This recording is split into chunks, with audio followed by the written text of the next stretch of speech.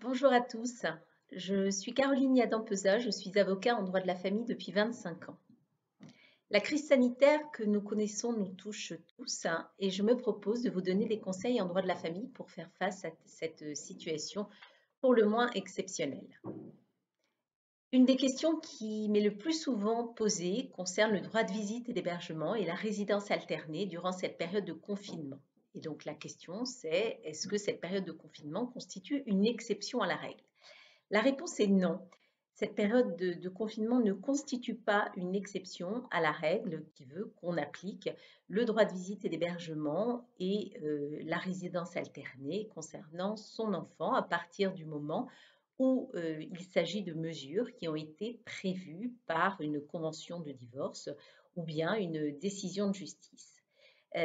À cet égard, d'ailleurs, l'attestation de déplacement du décret du 23 mars 2020 fait état de déplacement, donc c'est la quatrième ligne, hein, et donc il s'agit de déplacement pour motif familial impérieux, pour l'assistance aux personnes vulnérables ou la garde d'enfants. Donc vous avez la possibilité sans difficulté d'amener vos enfants à votre conjoint ou votre conjointe afin qu'il les voie et qu'il puisse exercer son droit de visite et d'hébergement, ou alors que puisse s'exercer cette résidence alternée. Si vous ne l'appliquez pas, alors attention parce qu'il s'agit d'un délit qui est le délit de non-représentation d'enfants et vous vous exposez à des sanctions sérieuses. Vous pouvez évidemment vous mettre d'accord et aménager ce droit de visite et d'hébergement, aménager la résidence alternée à partir du moment où ça fait un échange, ça fait l'objet d'un échange écrit entre vous, que ce soit par mail